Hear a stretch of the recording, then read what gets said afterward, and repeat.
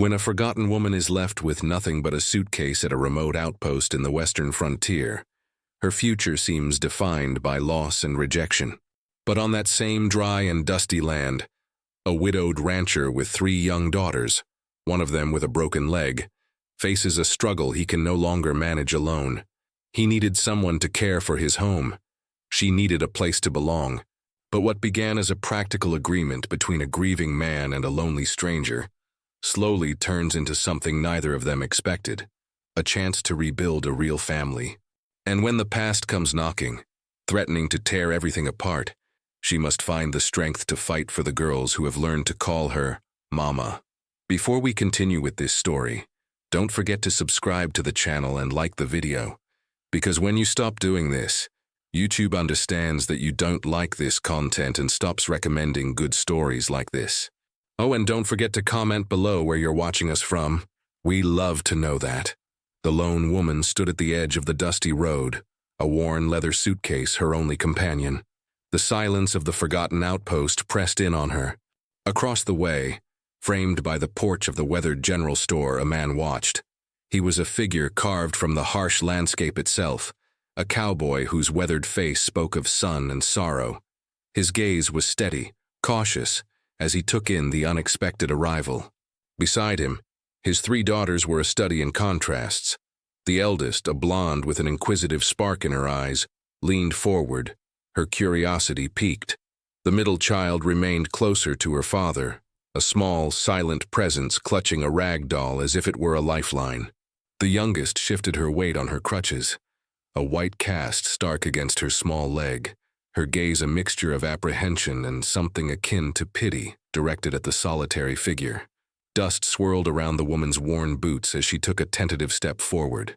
The silence stretched, broken only by the distant call of a bird.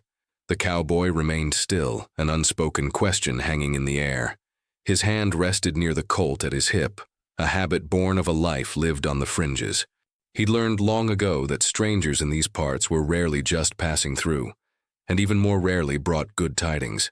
His wife, Sarah, the memory was a familiar ache, a constant reminder of the fragility of life in this desolate land. He had his girls to protect now. Their well-being was his sole focus. The blonde daughter tugged at his vest. "Papa?" Her voice was small, barely a whisper against the vast emptiness. He placed a reassuring hand on her shoulder, his eyes still fixed on the woman. There was a weariness in her posture, a slump of the shoulders that spoke volumes of a journey long and hard. The suitcase looked heavy, its clasps tarnished with age. What had brought her to this forgotten corner of the world? The middle daughter shifted, her doll clutched tighter. Her quiet nature often belied a sharp perception, and her dark eyes held a flicker of something unreadable as she observed the newcomer. The youngest, her movement restricted by her injury, watched the woman with a child's unfiltered empathy. She understood what it meant to be burdened, to carry a weight, even if hers was a physical one.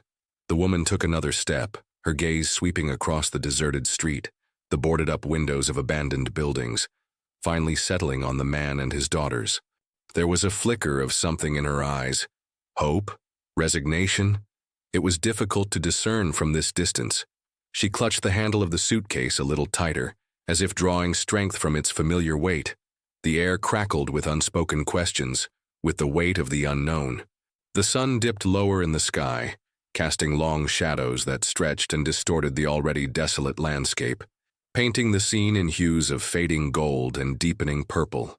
The lone woman stood at the edge of the dusty road, a worn leather suitcase her only companion. Across the way, framed by the porch of the weathered general store, a cowboy watched with his 3 daughters, one blonde and curious, another quiet with a doll, and the third on crutches with a cast on her leg.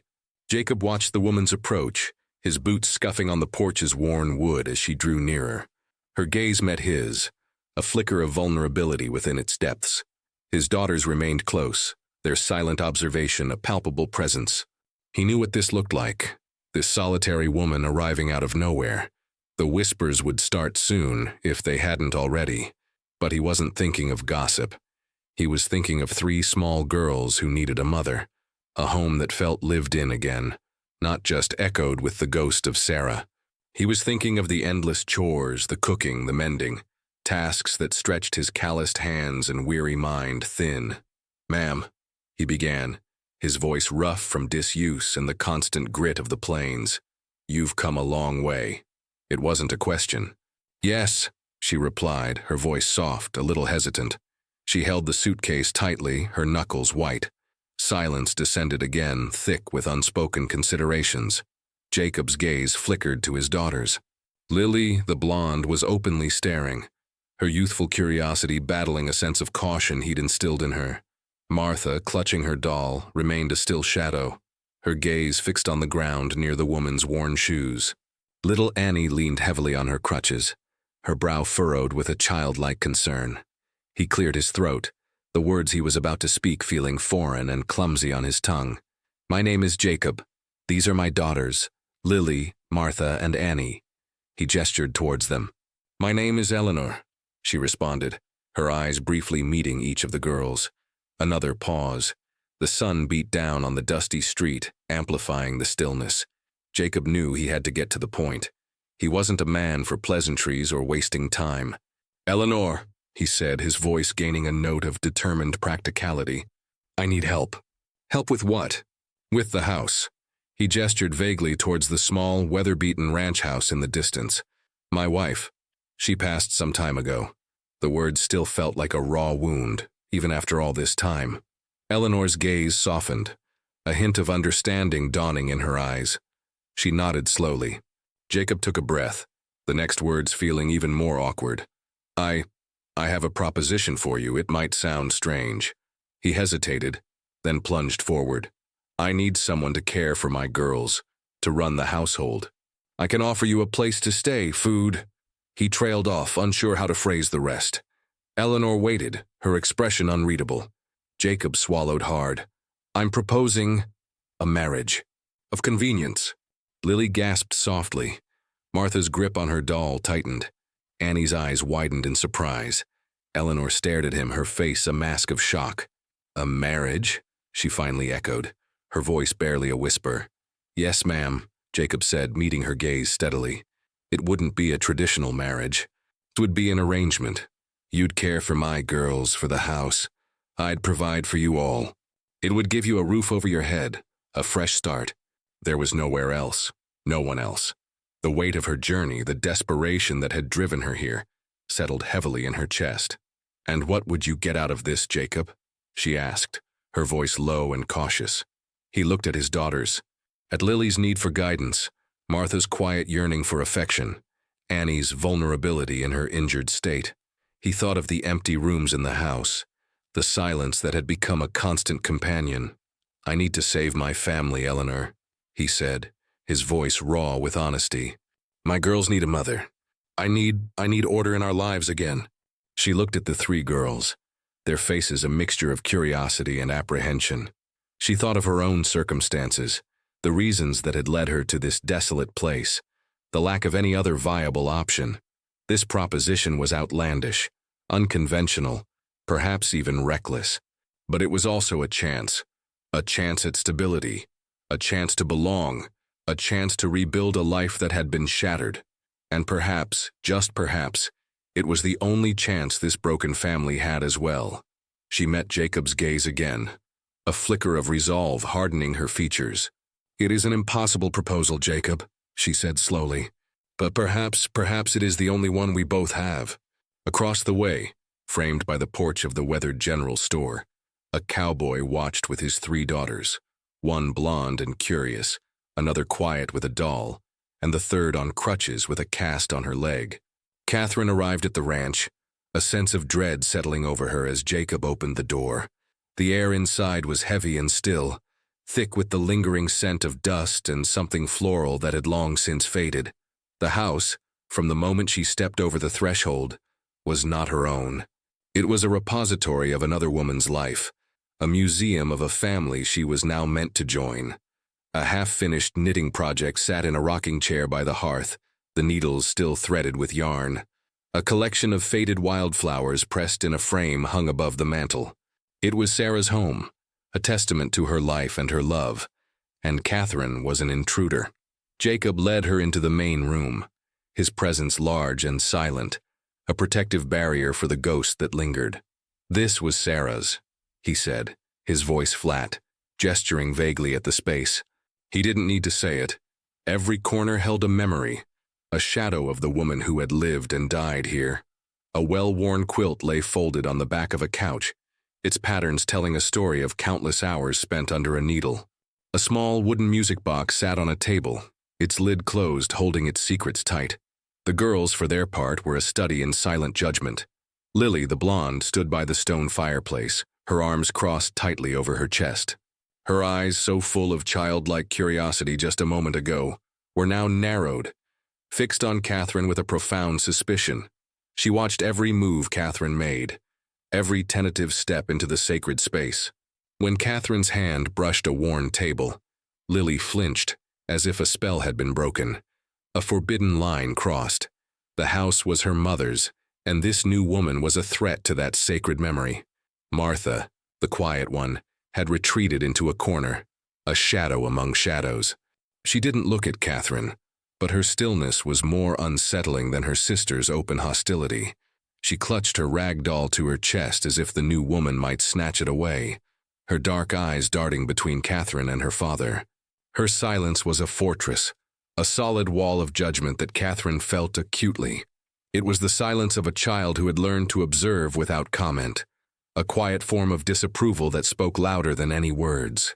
And then, there was Annie. The little girl with the crutches was perched on a low bench near the window, her cast a stark white against the gloom of the room. She was alone in a house full of people and memories.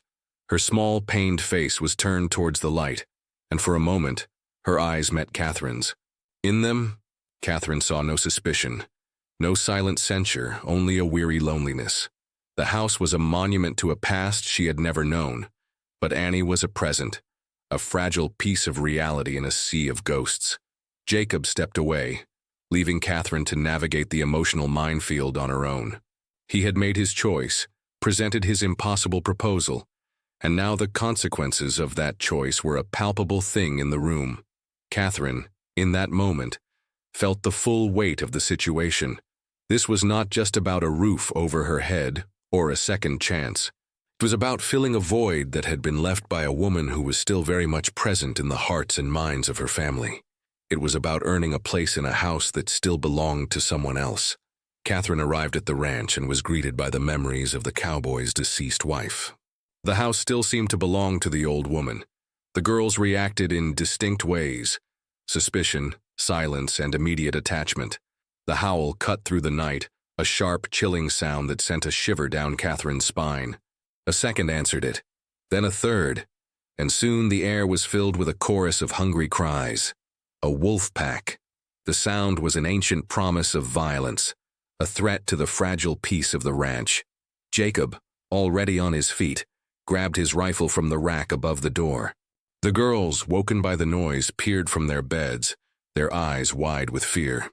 "Stay inside," Jacob said, his voice low and serious as he pulled on his boots. He looked at Catherine, a silent command in his gaze. "Keep the doors locked. Don't open them for anything." He was a man of action, and in moments of crisis his resolve was a solid thing. He turned to the girls. "Lily, you're the oldest. Keep an eye on your sisters." Martha, clutching her doll, was already a small, shaking bundle of fear, and Annie's crutches lay discarded as she huddled under her blanket, her face a mask of terror. The howls drew closer, punctuated by the frantic lowing of the cattle. Jacob's face was grim. This was a direct threat to their livelihood, a brutal reminder of the unforgiving world they inhabited. He grabbed a lantern and, with a final look at Catherine, was out the door. The sound of his horse's hooves faded into the darkness, followed by the shouts of the ranch hands as they rode to protect the herd. Silence, broken only by the continued howls, descended on the house. The girls, no longer in their beds, huddled together in the middle of the room. Lily, the brave front she had put on for her father faltering, was now just a frightened child. Martha squeezed her doll so tightly her knuckles were white. Annie, her vulnerability amplified by her injury, whimpered softly. Catherine locked the front door, the heavy bolt clicking into place with a definitive finality. She knew nothing about fighting wolves or protecting a herd, Her world had been one of quiet streets and whispered conversations, but she knew how to protect these girls. She knew how to build a fortress with words when the walls outside were thin. "Come here," she said, her voice soft but steady. She sat down on the floor, leaning her back against the cool stone of the fireplace, and gestured for the girls to join her. They hesitated for a moment, then, drawn by the quiet strength in her voice, they crawled towards her. Lily sat closest, her protective instincts still at war with her fear. Martha curled into a ball, and Annie, with a small sigh of relief, rested her head against Catherine's knee. The howls seemed to grow louder, but inside the small circle they had formed, a new kind of silence took hold. It was a silence of anticipation, of trust. "Once upon a time," Catherine began, her voice a low murmur that cut through the darkness and the fear, "there was a little girl who lived in a village by the sea. She started a story, a simple tale of magic and adventure, a world far removed from the howling wolves and the dark prairie. It was a story she'd heard as a child, a story that felt as old as the hills." Lily, caught up in the narrative, leaned in, her fear momentarily forgotten as she pictured the little girl and her sea adventures. Martha, still clutching her doll, lifted her head to listen, her eyes fixed on Catherine's face. And Annie, the most vulnerable of them all, was completely surrendered to the story, her small hand finding Catherine's and gripping it tightly. For the first time since she'd arrived, the walls of the house seemed to shift. They were no longer a monument to Sarah's memory, but a shelter, a refuge. Catherine was no longer an intruder, but a source of light in the darkness, a calm center in a storm of fear. She was telling a story not just to distract them from the wolves outside, but to weave a new thread into the fabric of this family, a thread of comfort and security that was uniquely her own. A wolf pack threatens the cattle during the night. Jacob goes out with the ranch hands, and Catherine protects the girls inside, telling them a story to calm them down. For the first time, she becomes the emotional center of the family. A man from Catherine's past arrived with a judge, threatening to take the girls from Jacob, alleging that the marriage with Catherine was not legitimate. The children took a stand and defended the woman. The community united in support. Jacob and Catherine finally admitted their real love for each other. The midday sun beat down on the dusty main street, a silent witness to the scene unfolding on Jacob's porch. The man from Catherine's past, a figure of a life she had desperately tried to leave behind, stood with a stern-faced circuit judge. His name was Silas, and his gaze was a cold, calculating thing as he looked from Catherine to the girls, then to Jacob. "I'm here for what's mine," he announced, his voice carrying an unpleasant authority. "This woman is still legally bound to me, and this arrangement is a sham. A judge will see through it in a heartbeat.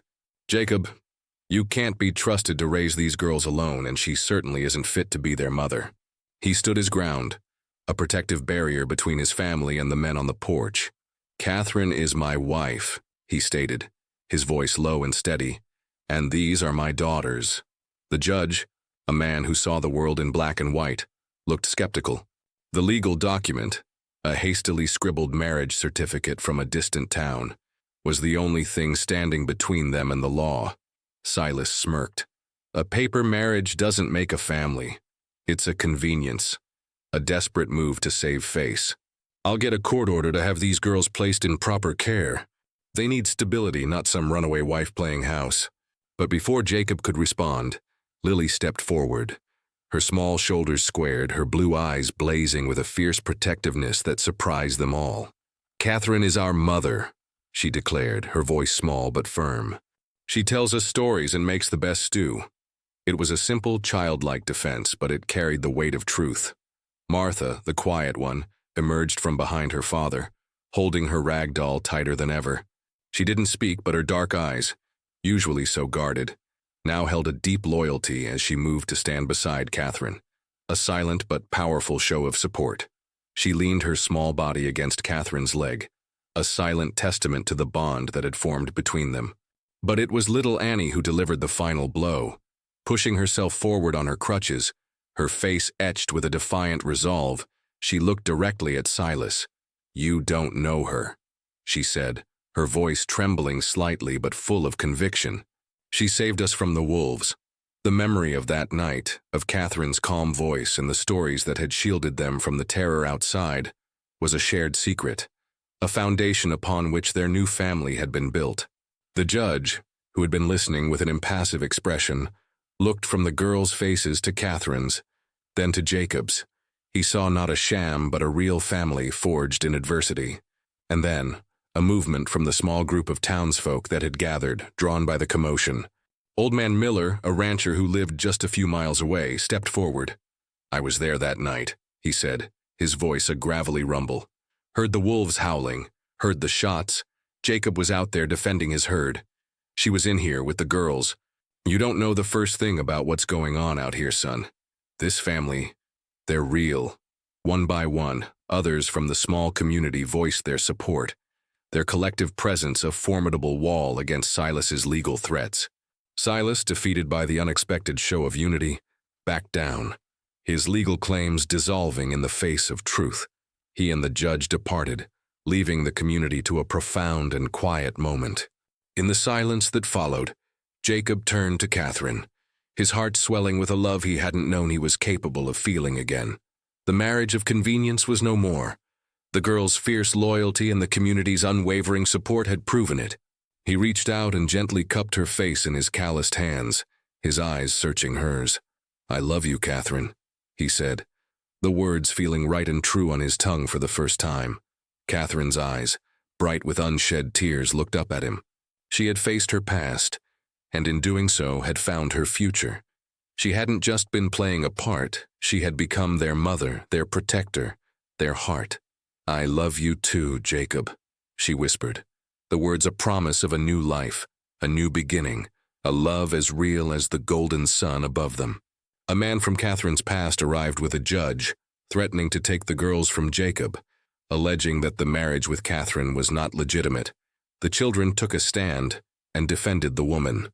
The community united in support.